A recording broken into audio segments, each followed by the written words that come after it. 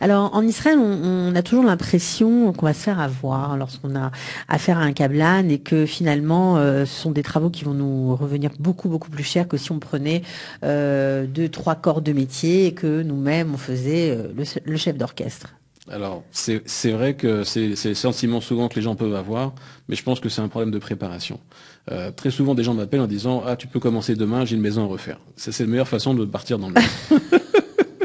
Et il faut D'accord. préparer un travail en amont. C'est-à-dire que c'est vrai qu'on peut mettre plusieurs câbles animes et il faut le faire en compétition, mais il faut vraiment faire une nomenclature précise de tout ce qui doit être fait. Et comme ça permet à faire intervenir chacune des personnes dans cette amoncellement de tâches, de travail à faire. Et c'est vraiment une bonne préparation qui fait qu'il y aura le moins de surprises possible. Et après, toujours estimer l'impondérable, en temps comme en argent.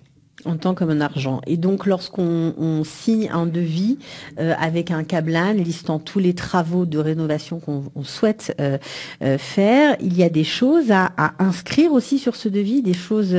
Oui, il y a des choses essentielles. C'est-à-dire qu'en fait, il faut vraiment définir le maximum de choses. Il faut pas aller jusqu'à quel type de vis, bien évidemment, mais en termes d'électricité, on dit qu'il faut changer des prises, il faut préciser la gamme, le modèle, parce que vous pouvez avoir une prise qui coûte 10 shekels comme une qui en coûte 90. Donc, c'est la meilleure façon d'avoir des mauvaises surprises et de commencer la guerre avec le câblan, parce qu'il y a toujours un delta entre ce que vous imaginez, ce que lui a compris et ce que lui va vous donner. Il y a un monde de différence. C'est pour ça que le travail de faire le devis avec la plus grande des précisions pour chaque chose, c'est la meilleure façon de voir les problèmes au fur et à mesure d'incompréhension, peut-être des fois.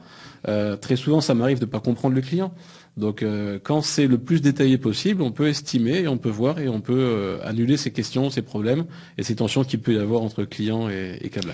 Alors, et par rapport aux garanties, par rapport à la livraison de l'appartement à la fin, est-ce qu'il faut aussi inscrire combien de fois on peut se retourner vers le câblan pour qu'il revienne? Est-ce que ce genre de choses-là, il faut le préciser? Oui, parce que si ça n'est pas précisé, forcément, vous n'avez aucun recours par rapport à ça. Donc, même s'il y a une bonne volonté du câblan, même s'il y a une certaine Au bout de honnêteté, 6 mois, il vous dit, bon, vous êtes gentil. oui, c'est Allez, ça, voilà, j'ai c'est autre chose pas à faire. grave, J'ai voilà. 150 coups de fil auxquels je dois répondre.